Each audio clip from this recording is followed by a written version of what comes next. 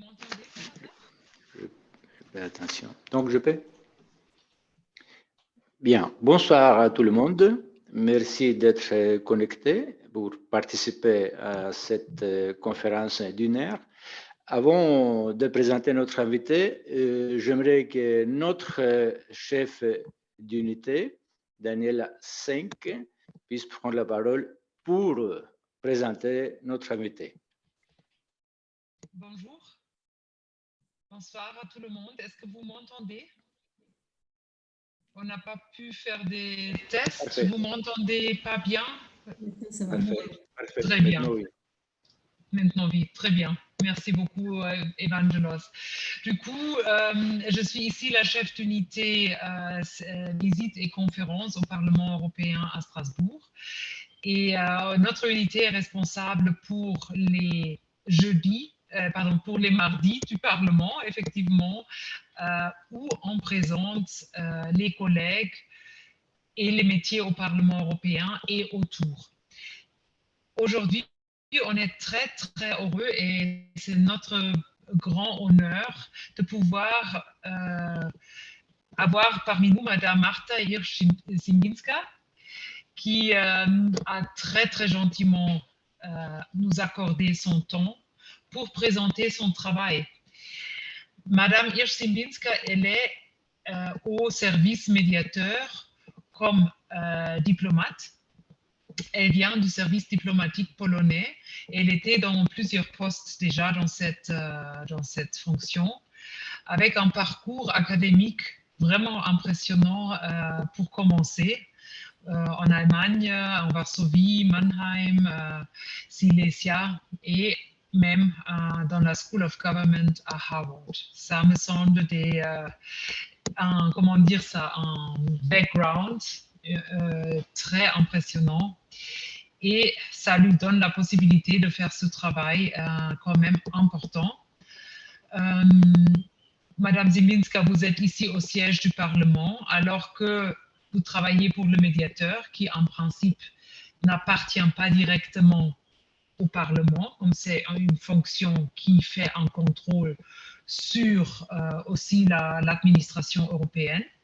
Mais par contre, vous êtes ici au Parlement parce que aussi une commission parlementaire est responsable pour suivre le travail, mais c'est vous, c'est le médiateur qui est responsable pour avoir vraiment la survue et le contrôle, la fonction de contrôle.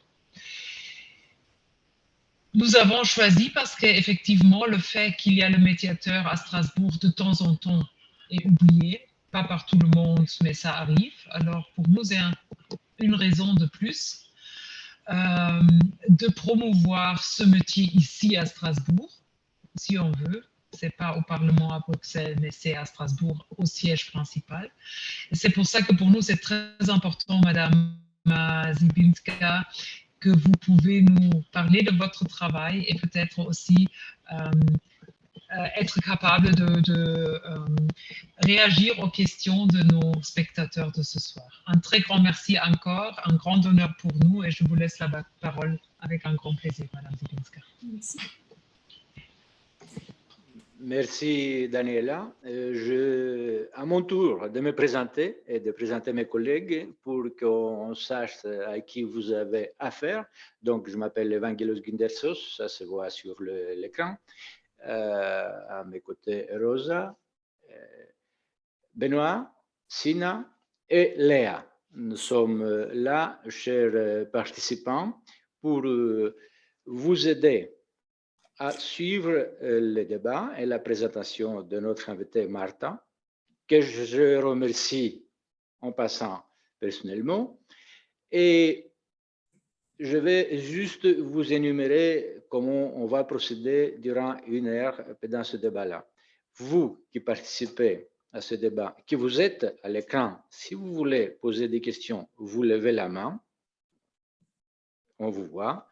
Mais si vous ne voulez pas apparaître à l'écran, parce que je tiens à vous informer aussi que cette conférence est enregistrée et qui sera diffusée à partir de demain sur la chaîne YouTube. Donc, si vous ne voulez pas apparaître à l'écran maintenant ou demain, aucun problème. Vous pouvez poser des questions par écrit. Et nous sommes là pour suivre les questions et on va la transmettre à notre invité pour qu'il puisse vous répondre. Une dernière information, essayez, vous, les participants, de ne pas parler plus d'une minute, je veux dire votre question qui soit à 1 minute. Et je tiens aussi à demander à notre invité, Martin, de ne pas répondre plus de 3 minutes. Mais comme vous le savez, nous ne sommes pas sur un plateau de télévision, donc nous n'allons pas être tyranniques ou bien stricts par rapport au temps. Et même si nous avons jusqu'à 19 heures, nous pouvons prolonger de quelques minutes si intérêt il y a à ce débat. Voilà, je ne peux pas dire plus parce que si je commence à dire, à énumérer la vie professionnelle de Martha, on ne finira pas. Donc, je lui laisse la parole et ensuite on aura le temps de parler de plus près. À toi la parole, Martha. Merci beaucoup à tous les collègues du Parlement pour ces mots tellement gentils et pour avoir invité le bureau des médiateurs que j'ai l'honneur de représenter aujourd'hui pour faire part de cette conférence. C'est une idée extrêmement intéressante, même je dois le dire, quand je reçu cette invitation, ma première réaction, j'avais un peu peur parce que le titre, quand je l'ai lu, c'était les métiers du Parlement européen et donc le médiateur européen et les métiers du Parlement européen, ça ne va pas ensemble parce que le médiateur européen, c'est une institution complètement indépendante et ce n'est pas vraiment un métier dans le sens qu'on pouvait comprendre tout de suite. Mais bien sûr, si on suit un tout petit peu plus les règlements du médiateur, on va voir que quand même, il y en a des liens très importants. Daniel a déjà mentionné que le siège du médiateur européen, c'est le siège principal du Parlement, c'est-à-dire on a le même siège. Géographiquement, on est à Strasbourg. La médiatrice, Mme O'Reilly, habite à Strasbourg. Après, on a l'obligation de présenter les rapports annuels, c'est-à-dire les rapports concernant le travail de toute l'année de la médiatrice, surtout les enquêtes au Parlement européen.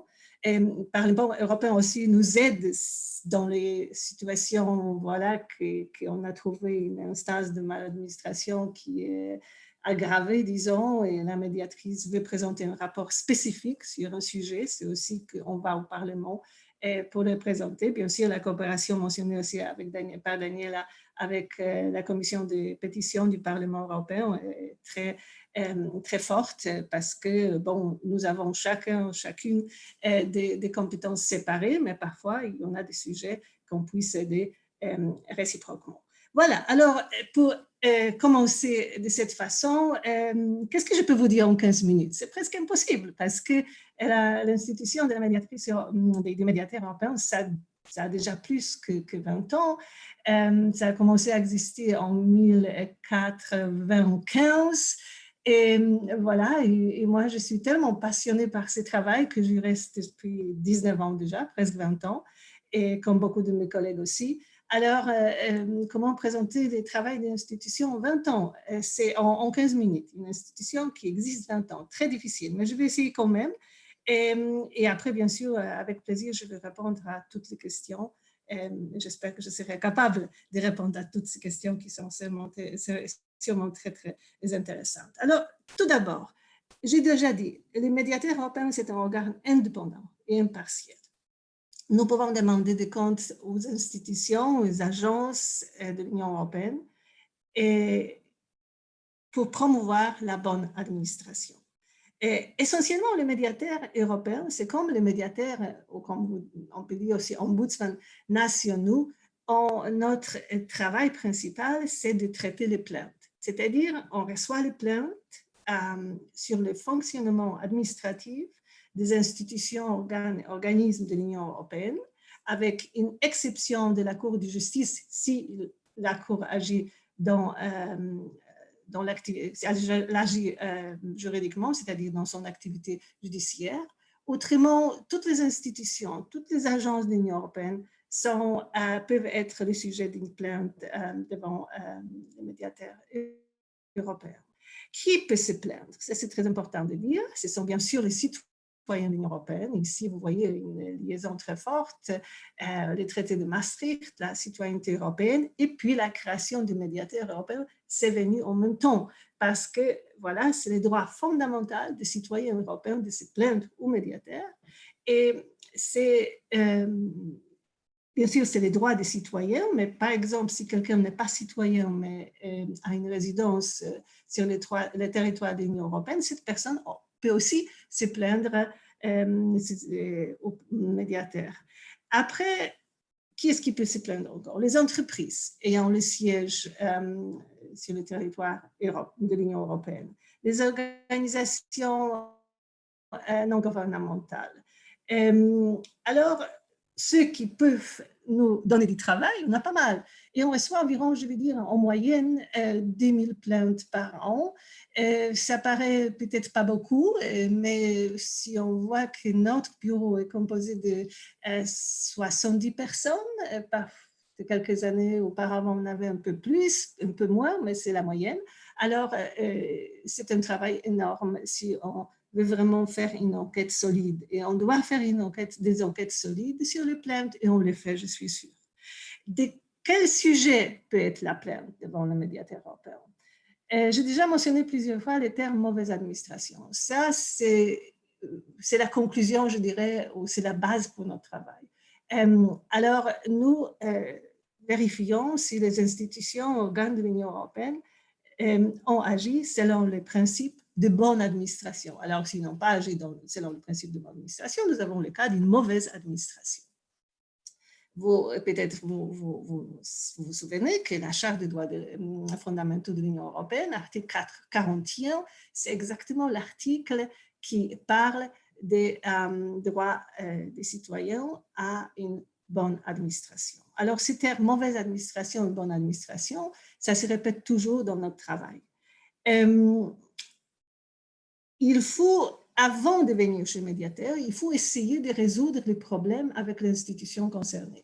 Et c'est une exigence procédurale, il y en a plusieurs, bien sûr, encore d'autres, mais ça, c'est très important pour nous parce que quand nous recevons une plainte, on doit être sûr que l'institution avait une possibilité de se défendre, disons, de résoudre surtout les problèmes avant que la question vienne chez le médiateur. Les médiateurs, on pouvait dire, est un complément aux tribunaux. Et même bien sûr, il y en a des différences. Les décisions de la médiatrice européenne ne sont pas les décisions contraignantes. C'est une chose très importante de savoir. Mais ça peut être perçu comme une chose, disons, négative, mais aussi ça peut être perçu comme une chose positive. Soft law en général, c'est une chose positive parce qu'on peut créer de nouvelles situations dans lesquelles les organismes de l'Union européenne agissent conforme les droits, conforme le principe de bonne administration, mais ils le font, disons, selon leur propre volonté, si nous, après avoir lancé une enquête et après avoir trouvé, disons, le cas de mauvaise administration, après avoir fait une proposition d'une solution pour l'organisme européen, si l'organisme européen accepte de leur propre gré, ça, je pense que c'est peut-être psychologiquement beaucoup plus important s'ils devaient obliger à le faire. Et ici, on a une certaine marge d'appréciation, comment formuler les solutions pour résoudre les problèmes qu'un citoyen a avec une institution européenne. Une autre caractéristique qui nous diffère des tribunaux, c'est notre mandat plus flexible comparé aux tribunaux. Et ici, une chose aussi que je veux dire dès le début, l'accès au médiateur est simple et ouvert. Il n'y a pas de formalité. Chacun peut venir. Il ne faut pas avoir une représentation légale et il n'y a pas de coûts associés à la plainte, disons, devant le médiateur. Et je mentionnais dans quelques mots les exigences procédurales, mais elles sont très souples en fait. Et ce que nous faisons, nous vraiment voulons aider les citoyens pour que les problèmes soient posés chez nous, pour que nous puissions faire une enquête et vérifier comment faire mieux le travail de l'administration européenne. Ça, je pense que cet objectif, c'est essentiel. C'est-à-dire, en fait, notre travail est très positif, même si on cherche, disons, des cas de mauvaise administration. C'est-à-dire, d'un côté, c'est négatif parce qu'on cherche ce qui était mal fait, mais de l'autre côté, c'est positif parce qu'on cherche de trouver des solutions. Et pas seulement les solutions pour les cas concrets, mais aussi les solutions systémiques. Les solutions systémiques qui nous aident à promouvoir, comme ça que j'ai commencé, promouvoir la bonne administration. Voilà, ici, j'ai parlé des plaintes, mais à part des plaintes, on a encore, la médiatrice européenne a une compétence très importante. Elle peut lancer des enquêtes de sa propre initiative.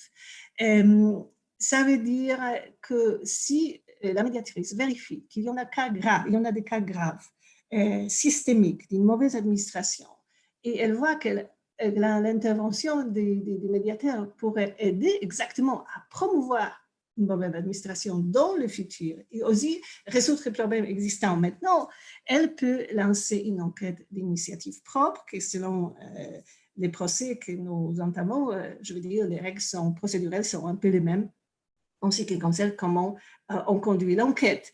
Et voilà, ici peut-être maintenant, c'est le temps de dire comment nous conduisons l'enquête. J'ai un peu de temps encore. Et quand je parle de nos enquêtes, comment nous le faisons, je vais parler en fait de mon travail. Et c'est que les collègues du Parlement ont gentiment me demandé. Alors, dès qu'on reçoit une plainte, disons, on fait une analyse de la plainte, si elle est admissible ou si elle n'est pas admissible. Elle n'est pas admissible, par exemple, on reçoit beaucoup de plaintes qui ne sont pas dirigées contre les institutions de l'Union européenne ou les organes, organismes, agences, etc. Mais par exemple, les plaintes concernant le travail administratif de l'administration nationale. Et ici, nous ne pouvons rien faire. La compétence de la médiatrice est limitée à l'activité administrative, au contrôle de l'activité administrative des institutions européennes. Et c'est très important de se souvenir de ça, mais si quelqu'un vient avec une plainte concernant une administration nationale, ça ne veut pas dire que nous, en voyant une simple lettre, disons, malheureusement, on ne peut rien faire, et fini. Non, on essaie de trouver une solution pour ces gens aussi et de leur donner un conseil où ils puissent déposer leurs plaintes, déposer leurs problèmes pour qu'ils soient résolus. Et ici, une énorme aide, nous avons de nos collègues nationaux, des médiateurs nationaux, et la médiatrice européenne, elle coordonne le travail d'un réseau de médiateurs nationaux. Le réseau, c'est aussi, je dirais, vieux que l'institution de la médiatrice et des médiateurs européens. C'était créé aussi tout de suite, pratiquement après que l'institution des médiateurs a été créée. Et dans le réseau, on peut se transférer les cas, par exemple. Si un cas chez nous vient qui concerne l'administration nationale, on fait les transferts vers un collègue national en sachant très bien quelle est leur compétence. Donc, les premiers pas, c'est voir si la plainte est admissible. Dès que nous savons si la plainte est admissible, voilà, on va vérifier, par exemple, si c'est vraiment le citoyen européen qui la soumet. On vérifie quand est-ce que les faits allégués ont eu lieu, parce qu'il y en a une exigence que ça ne doit pas être plus tard que 2 ans avant la soumission de la plainte. Et bien sûr, ce que je mentionnais au début, est-ce que l'institution concernée aurait pu résoudre le problème avant que l'affaire vienne chez nous. Dès qu'on a vu tout ça, c'est ce que mon travail, voilà, moi je traite de plaintes, mais surtout je donne des conseils au niveau des droits fondamentaux à mes collègues un peu plus jeunes, je suis déjà assez âgée. Eva Geller a bien voulu dire que ce serait impossible de me parler de ce que j'ai fait dans ma vie professionnelle, évidemment. Je suis vers la fin de ma carrière, mais nous avons beaucoup de collègues qui sont des formidables juristes et très jeunes juristes. Et eux, moi, je travaille directement avec eux sur les plaintes qu'ils reçoivent pour traiter.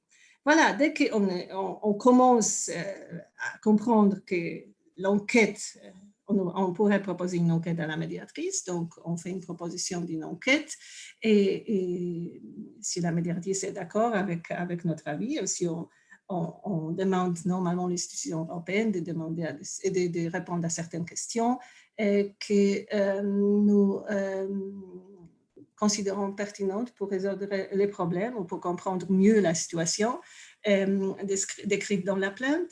Et on donne un certain temps à l'institution pour répondre. Bien sûr, le sujet des plaintes peut être très différent. Je veux dire, on a beaucoup de cas concernant l'accès aux documents, on a énormément de cas concernant la transparence, les conflits d'intérêts, les principes éthiques, on a les cas concernant les contrats, le marché public, on a les cas concernant le traitement des plaintes par la Commission européenne, les plaintes qui tiennent à voir avec la violation des droits européens par les pays membres.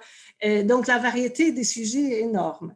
En tout cas, si on trouve la plainte admissible, on se dirige vers l'institution concernée, on demande des explications, l'institution nous répond. Après, normalement, on demande les plaignants qui est lui ou elle, ou une entreprise ou une organisation non gouvernementale qui donne leur position sur la réponse de l'institution. Et finalement, on essaye de trouver, disons, une solution pour le problème. Ça, c'est essentiel, trouver une solution. Et souvent, on peut trouver une solution. Parfois, on ne peut pas trouver une solution. Si on ne peut pas trouver une solution, ou si l'institution ne coopère pas avec le médiateur pour faire disparaître les cas de mauvaise administration, ainsi, on n'a pas aucun choix. Je veux dire, on fait une recommandation, l'institution n'accepte pas, donc on doit clôturer la plainte avec une conclusion, c'était un cas de mauvaise administration.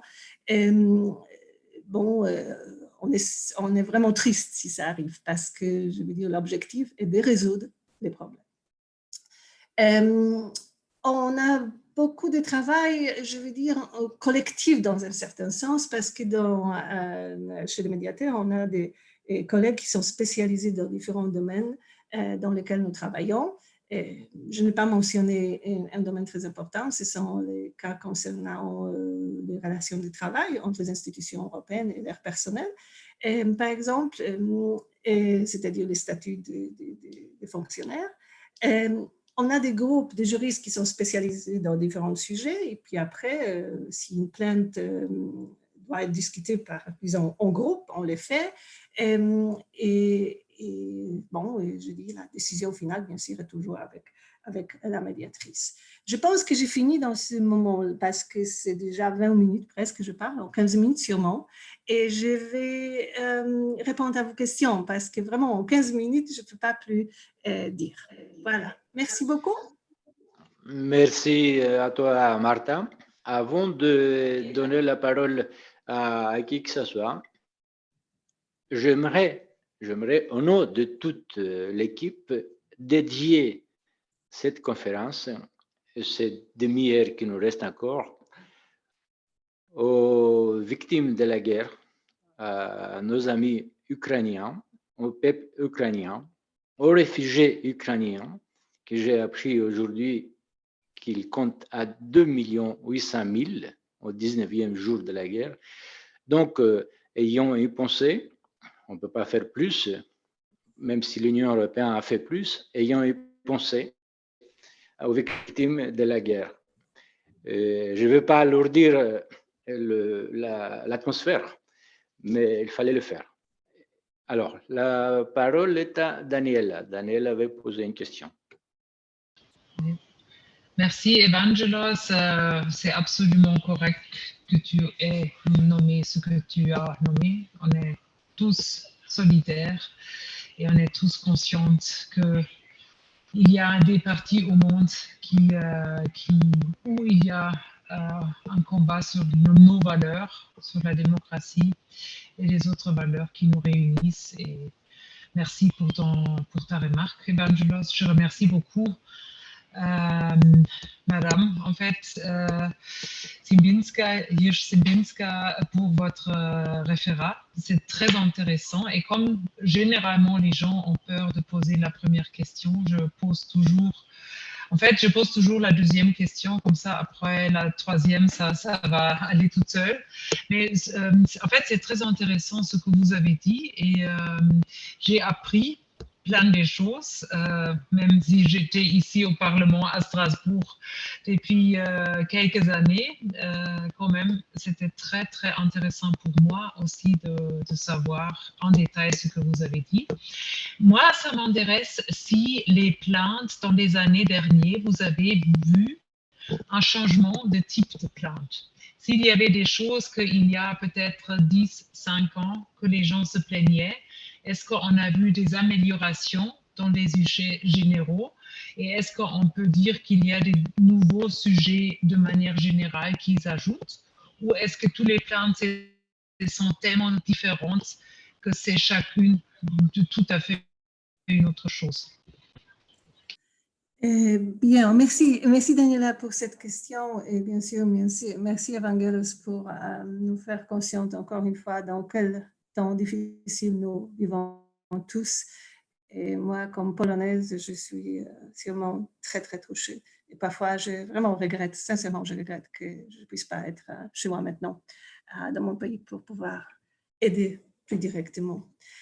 Voilà, donc qu'est-ce que je peux vous dire après?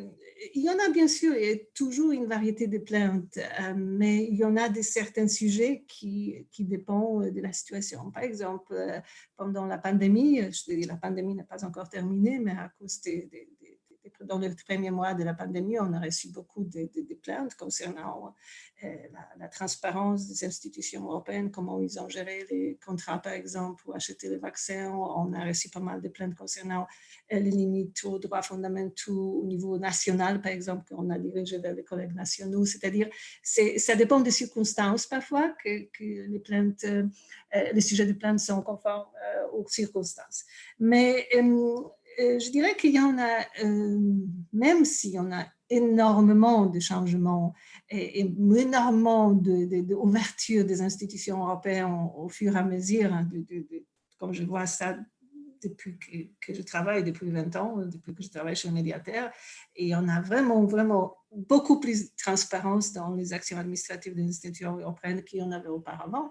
Mais je pense que c'est toujours la question de l'accès aux documents, c'est quelque chose qui est très important pour les citoyens. Bien sûr, les documents ont changé parce qu'on travaille sur la base d'un règlement de 2001 concernant l'accès aux documents publics, mais l'accès public aux documents. Mais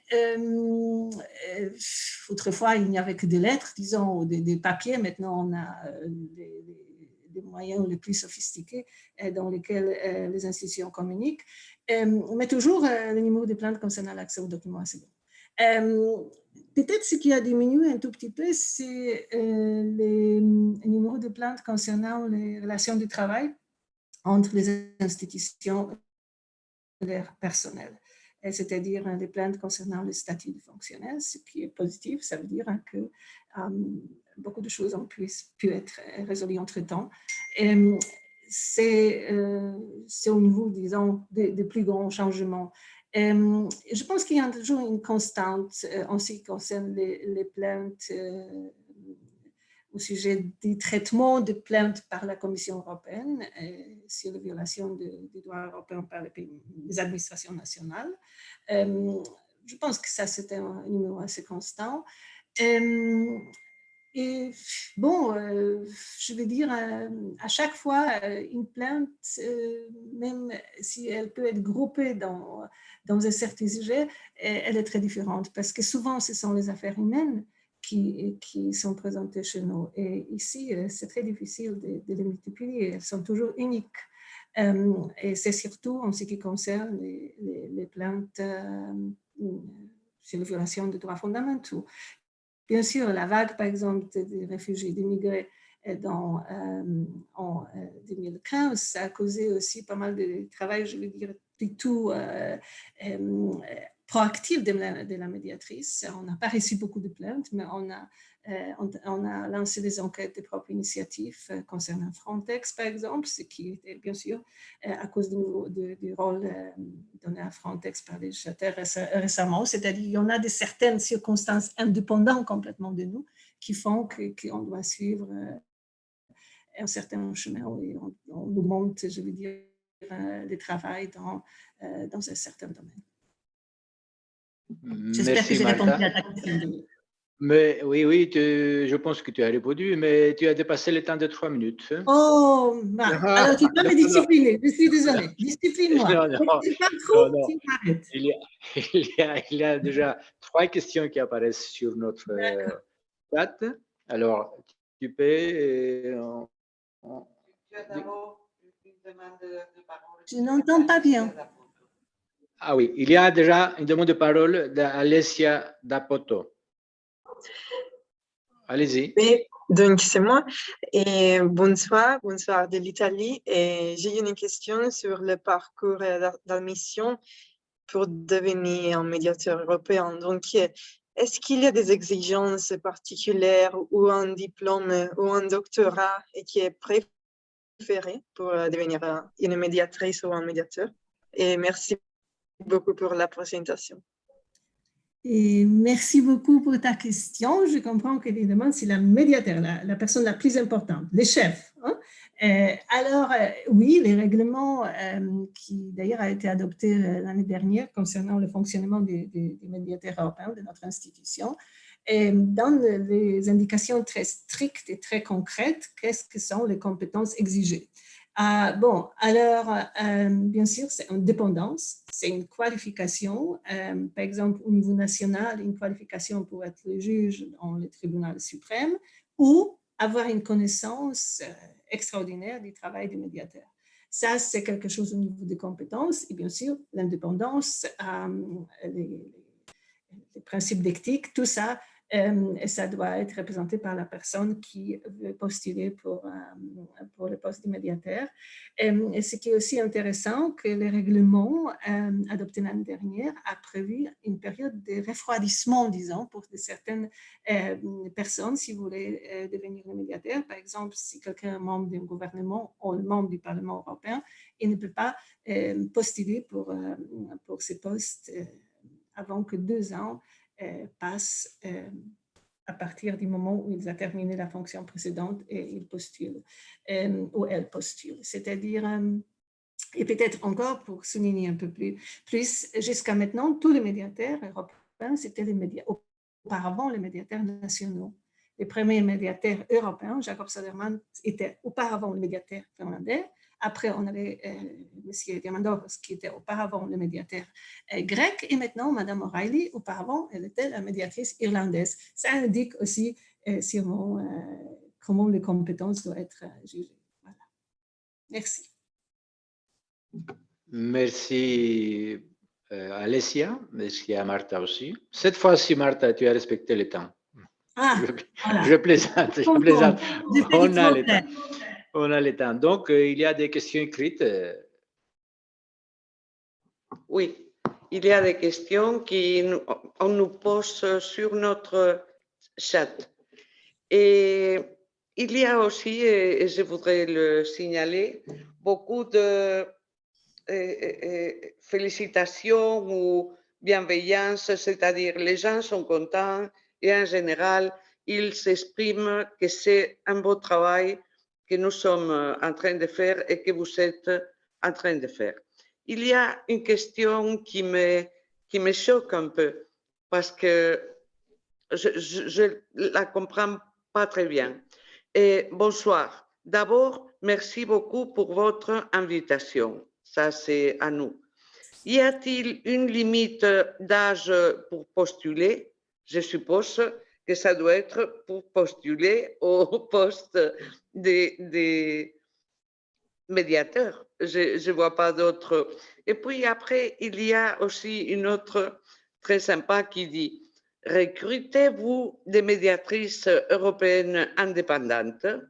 Et ça a une liaison avec la réponse que Martha vient de donner à la personne, à la jeune femme italienne qui a posé une question.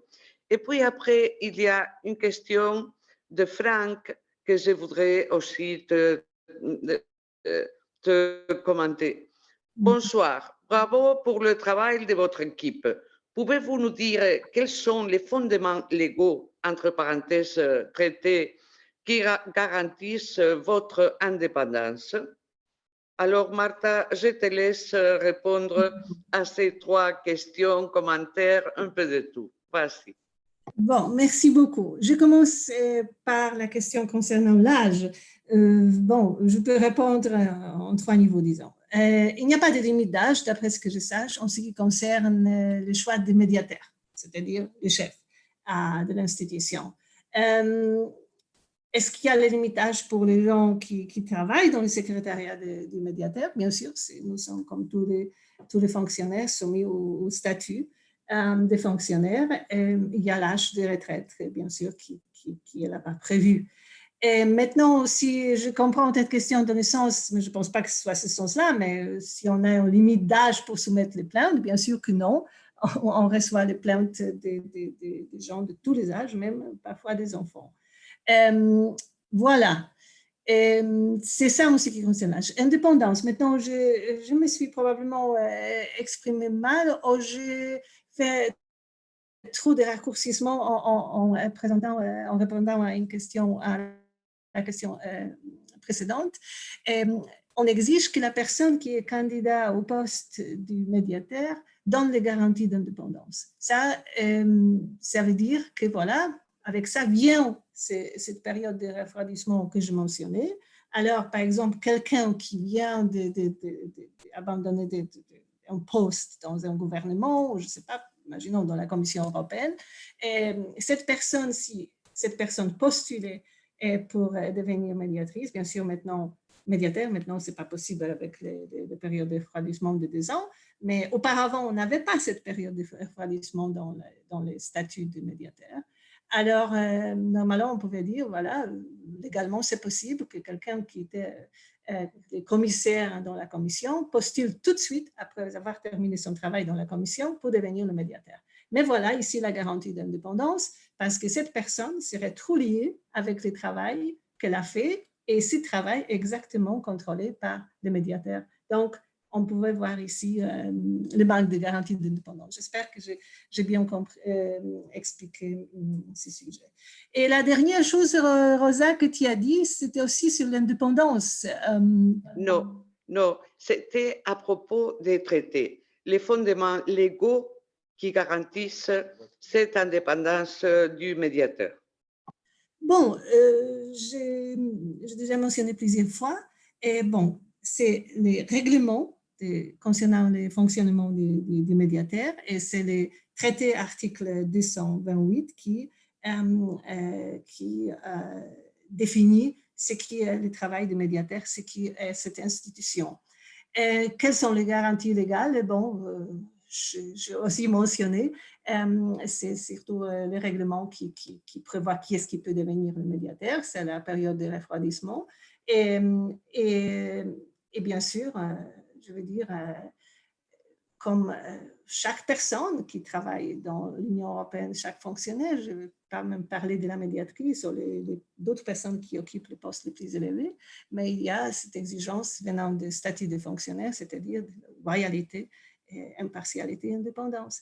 Et je pense que, voilà, on peut aussi revenir vers la jurisprudence parce que même si le médiateur est indépendant, on a eu des cas devant la Cour de justice concernant notre travail et la Cour de justice a plusieurs fois aussi souligné l'impartialité, l'indépendance, la diligence dans notre travail, etc.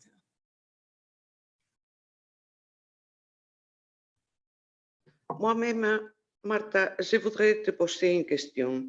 Est-ce que tu pourrais, pour illustrer bien tout ce que tu viens d'expliquer, que nous avons compris, mais qui devrait, je ne sais pas, être entendu par des personnes peut-être qui méritent un peu plus d'explications, est-ce que tu pourrais nous raconter un cas dans lequel le public puissent s'identifier, entre guillemets. Tu pourrais nous expliquer un des cas qui sont arrivés au médiateur et nous dire comment ça s'est passé? En synthèse, pas quelque chose d'énorme, mais un peu dans ce sens-là. C'est possible? Oui, oui, bien sûr, c'est possible. Il y en a énormément de cas. Je me suis dit, je vais vous parler de quelque chose qui est déjà terminé ou quelque chose que nous sommes en train de faire. Et peut-être je vais vous parler d'un cas que je suis en train de travailler moi-même. C'est le sujet qui me passionne, c'est le sujet très difficile. C'est une enquête d'initiative propre des médiatrices concernant l'utilisation de fonds européens pour construire, je veux dire, pour construire les lieux où les personnes handicapées vont habiter. Et comme vous savez sûrement, l'Union européenne fait part d'une convention des Nations unies concernant les droits des personnes handicapées. Et un des articles de cette convention, article 19, ne permet pas du tout que les institutions pour les personnes handicapées soient construites, c'est-à-dire il faut, d'ailleurs la Charte des droits fondamentaux de l'Union européenne aussi, les dire que les personnes qui sont handicapées doivent être en communauté, ils doivent vivre entre les personnes, ils ne doivent pas être isolés, ils doivent participer en foule dans la vie de la société. Et les fonds européens qui sont massivement utilisés par les pays membres, les règlements concernant le fonds, a aussi les mêmes règles, plus ou moins, mais dans le même sens. Mais malheureusement, ce que nous voyons, ce n'est pas toujours le cas. Dans certains pays membres, les institutions sont toujours créées et sont, je veux dire, construites même avec l'argent européen. Et ici, ça vient le rôle des médiateurs parce que nous, comme j'expliquais auparavant, nous pouvons seulement contrôler les activités administratives des institutions européennes, surtout de la Commission. La majorité des cas concernent la Commission. Et voilà, la Commission a une obligation de vérifier si les pays membres utilisent les fonds européens en conformité avec les droits y inclus et cette convention des Nations Unies que je viens d'expliquer et de mentionner qui fait partie de l'acquis communautaire. Donc, ici, c'est notre intervention exactement de voir comment ce contrôle est fait par la Commission, quelles sanctions la Commission utilise si il n'y a pas une conformité avec les droits et si les institutions sont construites. Cette enquête est très intéressante aussi parce que dans cette enquête, on a invité pas seulement la Commission à se prononcer, mais aussi les organisations non gouvernementales et les médiateurs nationaux qui sont souvent très engagés dans ces combats. Donc, c'est un exemple d'une enquête d'initiative propre, mais je pense que c'est assez explicatif et illustratif pour ce que nous pouvons faire. C'est super. Merci, Martha. Si, il y a une question écrite, mais s'il y a quelqu'un qui veut poser une question en live, je veux dire, s'il est à l'écran, qu'il lève la main. Sinon, on pose la question qui vient d'arriver par écrit.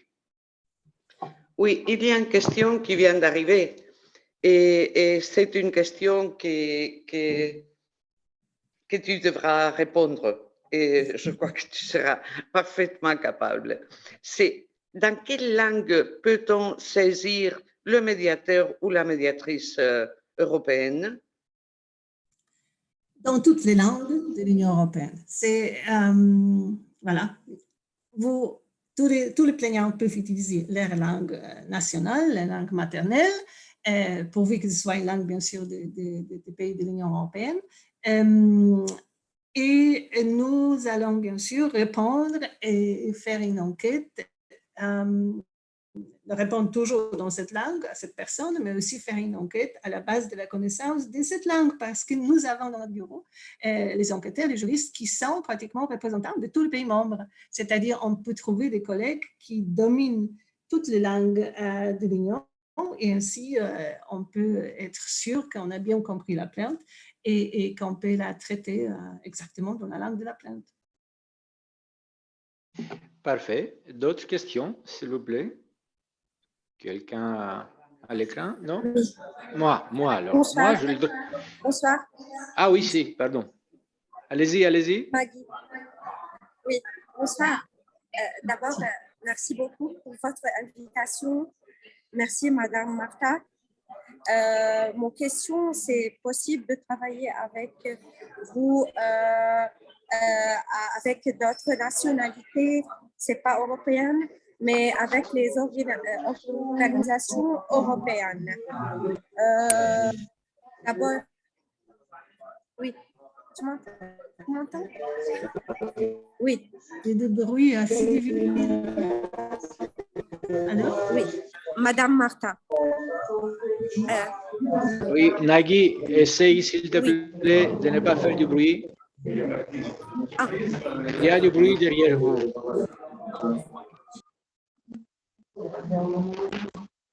Ok, maintenant c'est bien. Non, c'est pas bien. Il y a quelqu'un qui parle derrière.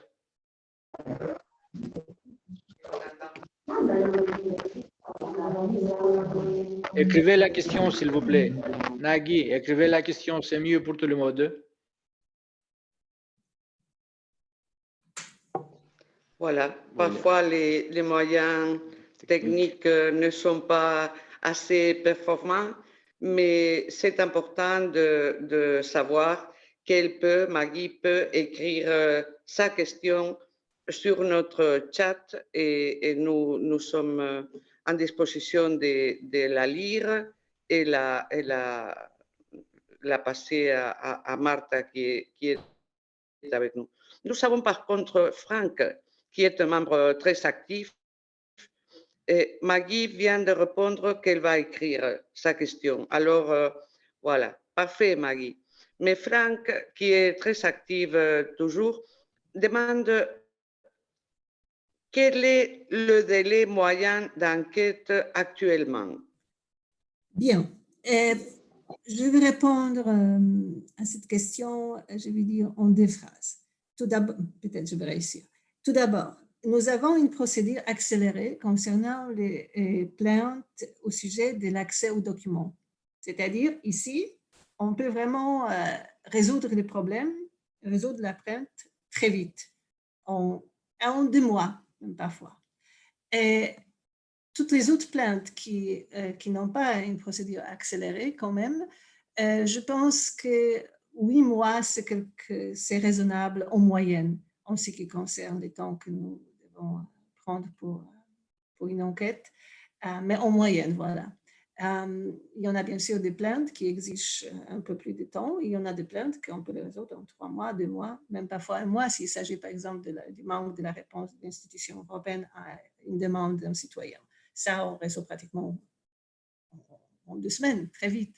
Mais il y en a bien sûr des sujets qui sont plus complexes, qu'on doit faire des inspections de documents, qu'on doit rencontrer des institutions, qu'on doit faire d'abord peut-être une proposition de solution, après une recommandation. C'est-à-dire tout ça, ça prend du temps si on a une discussion, un échange avec l'institution pour aboutir à une meilleure solution possible. Très rapide. Non. Parfois Merci, très rapide, Martha. parfois non. On fait tout ce qu'on puisse pour que ce soit rapide. En tout cas, plus rapide que les tribunaux nationaux. Ah, ça, je pense. Oui, parce qu'il y en a qui traînent durant 10 ans. Voilà la question de Maggie. Oui, ah oui. Alors, on a reçu la question de Maggie Nacle qui demande d'abord, merci pour votre invitation, ça c'est pour nous. Je voudrais savoir si c'est possible de travailler avec Madame Martha, si je ne suis pas de nationalité européenne. Voilà la question de Nagui. Bon, je pense que le médiateur européen, c'est une institution européenne soumise au statut des fonctionnaires, c'est-à-dire c'est le travail, je veux dire, nos fonctionnaires qui travaillent chez nous sont les citoyens de l'Union européenne. Si c'est possible de travailler, bon, je pense travailler, disons, pas vraiment. Pour avoir un poste, c'est très compliqué. Même pour les citoyens de l'Union européenne, il faut faire les concours et toutes les procédures qui sont nécessaires. Mais c'est bien. Je veux dire, nos stages, par exemple, nous avons chaque année des stages que nous offrons aux jeunes personnes, mais oui, l'exigence ici, c'est de la citoyenneté européenne, de l'Union européenne, des pays de l'Union européenne. Si on veut coopérer, bon, par exemple, je mentionnais une enquête dans laquelle on a fait une consultation publique. Parfois, on fait des consultations publiques qui ne sont pas, je veux dire, dirigées vers une organisation non gouvernementale, mais vers les personnes. Ainsi, d'une certaine façon ou d'une autre, on pourrait travailler ensemble si, par exemple, quelqu'un qui n'est pas un citoyen prend part dans une consultation publique. Mais voilà, pour être employé chez nous, ce serait quand même un peu difficile. Merci Martha. D'autres questions par écrit ou à l'oral? Sinon, j'ai le droit de poser une question aussi? Oui, c'est pas toi, le droit, tu. Oh non, parce que je vous préviens tout de suite, c'est une question un peu farfelue. Alors, qui contrôle le médiateur? Qui contrôle les contrôleurs? Oui. Peut-on porter plainte contre le médiateur? Bon, alors oui, tout d'abord, encore, indépendance, impartialité. S'il y en a quelqu'un qui contrôle le médiateur, je veux dire, chaque plainte, chaque chose, bon, on n'est pas indépendant, n'est-ce pas?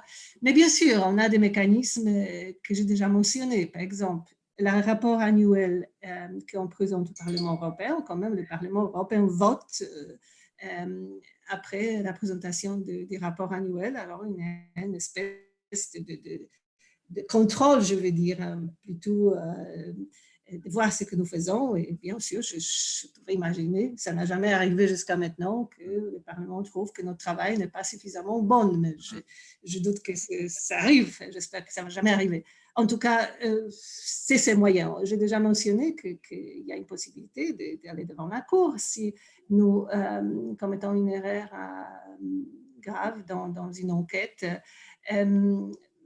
Surtout à la base oui, si quelqu'un réclame oui, la liabilité, mais non contractuelle. Mais oui, je pense que aussi les citoyens eux-mêmes nous contrôlent dans une façon parce que c'est eux qui soumettent des plaintes, c'est eux qui peuvent nous écrire s'ils sont contents ou pas contents. Et on a même une procédure qui s'appelle la révision des décisions de la médiatrice. Si quelqu'un n'est pas content avec la décision, il peut venir et demander qu'on revoie cette décision. C'est-à-dire, oui, c'est une institution démocratique, oui, le médiateur est élu par le Parlement. Le Parlement, on travaille très de côté, mais je dirais, c'est toujours les citoyens, pour tout le monde dans l'institution européenne, qui est celui qui nous garde dans une bonne direction. Merci. Je m'excuse d'une question un peu farfelue, comme je dis. Mais c'était. Fallait bien. C'est une bonne question, oui. Il fallait bien la poser. Il y a encore une autre question. Oui, il y a encore Franck qui est très actif, comme je le disais, et je m'en félicite. Je me réjouis d'avoir des personnes qui nous suivent avec grand intérêt. Quel est le budget de votre institution? Qui paye? Qui paye? Bon, le budget, tout d'abord, c'est encore une fois indépendant. Quand j'ai commencé à travailler chez le médiateur, il y a presque 20 ans, on n'avait pas le budget indépendant. C'était le Parlement, si je me souviens bien, qui nous octroyait une certaine partie de son budget pour qu'on puisse fonctionner. Mais heureusement, je vais dire, parce que c'est l'indépendance, si on peut disposer de notre propre argent, nous avons le budget indépendant depuis plus qu'une dizaine d'années, je dirais. Peut-être je me trompe, mes collègues de finances doivent me corriger. Mais voilà, nous avons les budgets, je pense, à environ 10 millions. C'est pas grand-chose, vraiment, je vais vous dire. Oui, pour notre staff, surtout, bien sûr, on paye les salaires et il reste pas beaucoup pour d'autres choses. Mais bien, on fonctionne bien, je pense, et on fait tout ce qu'on puisse pour que notre décision financière, bien sûr, en premier lieu, soit la plus transparente. Donc, c'est au niveau du budget. Maintenant, il y en avait une autre partie, Rosa, c'était pas seulement la somme, mais aussi, Monsieur Franck a voulu savoir… Qui paye? Qui paye? Bon, qui paye aux institutions européennes pour qu'elles fonctionnent? Ici, c'est un sujet énorme, bien sûr. On peut le résumer assez vite. Et on peut dire, oui, ce sont les citoyens qui payent des impôts. Et après, bon, à la part de ça, c'est l'administration qui fonctionne à la base de ces paiements. Bien sûr, l'Union européenne a aussi ses propres revenus, comme vous le savez. Mais le médiateur ne prend pas d'argent pour rien en ce qui concerne les plaintes. Pour soumettre une plainte sur le médiateur, c'est 100% gratuit. Ça doit être clair. Très bien, Martha. C'était très clair. Nous approchons de la fin et si Evangelos me permet, je voudrais dire à quel point c'était un plaisir de recevoir aujourd'hui la représentante du bureau du médiateur, en ce cas de la médiatrice européenne. Martha, c'était vraiment un plaisir de t'avoir avec nous. Et je pense que ça a été aussi un plaisir parce qu'il y a des gens qui nous envoient des merci, des commentaires, c'était très intéressant. Et je veux que vous sachiez que nous avions vers les 30 participants. Il y avait 40 qui s'étaient inscrits et finalement, on a été toujours aux alentours de 30 personnes qui nous suivaient en direct cet après-midi. Et comme je vous avais dit, demain, il y aura encore d'autres personnes qui vont se connecter pour revoir cette conférence sur YouTube. Je parle depuis la modestie de ces petits groupes radiqués à Strasbourg, mais je vous remercie énormément pour avoir dit oui à notre demande. Et je laisse finir notre collègue Evangelos Gintersos. Je n'ai pas à dire grand-chose, à part de remercier aussi Martha de ma part et remercier tous ceux qui ont participé à cette conférence. Mais j'ai envie, c'est pas finir, pas dans une bonne entente à cause de toi, Martha, mais étant polonaise, combien j'imagine que vous souffrez, vous, vos proches, pas plus que le peuple ukrainien, mais vous, parce que vous êtes sur la ligne, carrément, la ligne de démarcation entre les dictateurs et la démocratie. Donc, vous êtes le rempart, vous, parce que c'est vous qui êtes devant nous, le rempart et la défense de la démocratie européenne contre un dictateur, il faut dire le mot, hein, même nous, on n'est pas des hommes politiques pour garder notre langue de la poche.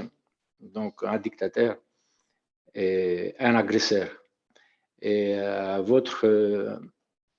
travers vous, nous soutenons, nous sommes solidaires avec le peuple ukrainien d'abord qui souffre sous les bombes, mais les peuples voisins aussi de l'Ukraine, notamment la Pologne. Alors, il faut pas oublier de mentionner cette solidarité, même si c'est peu, au moins, j'espère que ça donne chaud au cœur, mais espérons tout simplement, faisons tout pour que la paix soit revenue sur le territoire ukrainien. Comment? Oui. Donc, la parole de la fin, Martha, est à toi. avant de clôturer. Oui, bon, alors pour clôturer, bien sûr, on a parlé du travail du médiateur, très important travail pour augmenter la confiance des citoyens à l'Union européenne et aux institutions de l'Union européenne. Je pense que dans ce moment si difficile que nous vivons tous, je veux dire, essentiel est de donner tout ce qu'on puisse pour que notre propre travail soit fait de la façon la meilleure et pour que cette solidarité que nous sentons soit aussi exprimée d'une façon plus concrète, ou plus concrète possible. C'est-à-dire, je suis très fière de tous mes concitoyens polonais, comment on reçoit nos frères, nos sœurs et nos frères chez nous, les réfugiés. Et surtout, moi, personnellement, je veux dire, moi, j'ai grandi très près de la frontière avec l'Ukraine. Donc, j'ai beaucoup de mots. Mes professeurs, c'était les gens de Lvov, c'est-à-dire, c'est quelque chose qui est très, très profond au cœur. Mais nous, je suis sûre et je suis positive que la vérité va gagner et les vraies valeurs vont gagner. Et ces valeurs qui nous guident dans notre travail, chez les médiateurs, dans le Parlement, et je pense partout dans l'Union européenne. Et nous admirons avec tout le cœur et tout le soutien nos frères et sœurs ukrainiens. Merci, Martha. Merci, Martha. Un petit applaudissement. Il y a des participants qui écrivent aussi solidarité, paix, tout ce que vous voulez. Donc, c'est bien.